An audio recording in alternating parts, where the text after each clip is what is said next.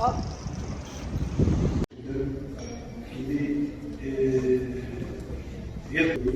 السياسي يكفي الوحدية إحصاء يبدو بسيطة جدا. بسم الله الرحمن الرحيم والحمد لله رب العالمين. كما تتبعتم معنا اليوم كان لي الشرف الإعلان عن افتتاح السنة القضائية 2024، وكانت مناسبة لاستعراض حصيلة العمل بالدائرة القضائية لهذه السنة 2023. وكما لاحظتم جميعا الحمد لله النتائج كانت جد إيجابية ممتازة لما كنا ننتظرها. الحصيلة والملاحظة الأساسية هو أنه محكمة الدائرة السينافية برمتها بجميع محاكمها تبوأت الريادة على مستوى الوطني فيما يخص إحصائيات الرسمية الصادرة عن المجلس على السلطة القضائية، وهذا شرف كبير للمنطقة وشرف لنا وشرف لكل إنسان ساهم في الحصول على هذه النتيجة هذه، وهي نتيجة تعتمد على إحصائيات موضوعية مقارنة المسجل بالمحكوم والمحكوم بالرائج. وكانت الرتبة الأولى الحمد لله للدائرة السينافية بمجموع محاكمها كما قلت لكم. بطبيعة الحال كانت فرصة أساسية لا أتوجه بالشكر إلى الجميع، وعلى رأسهم السيد والي صاحب الجلالة على إقليم على جهة العيون الساقية الحمراء الذي قدم لنا ولا زال يقدم دعمه اللامحدود للمحاكم الدائرة، ودائما بطبيعة الحال باحترام السلطة استقلال السلطة القضائية.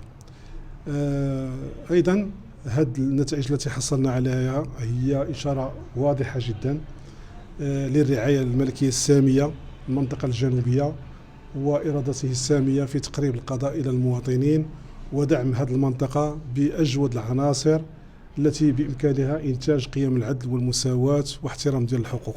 وأعتقد أن الإشارة واضحة جدا وقمنا بتجسيدها والحمد لله فيما يخص الرتبة الأولى كما قلت لكم على الصعيد الوطني. في ختام كلمتي توجهت بكلمة بسيطة وواضحة جدا إلى قضاة الجدد الذين التحقوا بهذه الدائرة وخاصة الفوج 44، رغم أنه اشتغل تقريبا مدة 8 أشهر أو 10 أشهر من الممارسة إلا أنه أبان عن خصال حميدة جدا تجعلنا مطمئنين لمستقبل القضاء المغربي في المناطق الجنوبية بل في المغرب بأكمله، وشجعتهم على مواصلة العمل وبطبيعة الحال مع الاستمرار في تجويد وتحسين صناعتهم القضائية، لأن القاضي لا يمكن أن يحسم مسيرته في سنة أو في سنتين. أنا شخصيا لازلت أتعلم في الميدان القضائي، وجد الشكر للجميع بدون استثناء، لأي مواطن أي مسؤول في قطاع العام في قطاع خاص قدم دعمه للمحكمة. وكما أتقدم بالشكر لوسائل الإعلام التي ساعدتنا أيضا على إبراز هذه الصورة هذه وتقديمها للمواطنين، فشكرا لكم جميعا والسلام عليكم. شكرا سيد الرئيس. تم اليوم الإعلان عن افتتاح السنة القضائية 2024 بالدائرة القضائية لمحكمة السيناف بالعيون. خلال جلسة رسمية تم خلالها بسط نشاط محكمة السيناف والمحاكم التابعة لها وطرح البرنامج المستقبلي لسنة قضائية مقبلة. كما تتبعتم فالنيابة العامة بدورها بسطت نشاطها خلال سنة قضائية مضت تميز بالإيجابية، حيث بصلت نسبة الإنجاز فيها إلى ما يزيد عن 99% في جميع شعبها، سواء ما تعلق منها بالشكايات والمحاضر أو باقي القضايا الأخرى.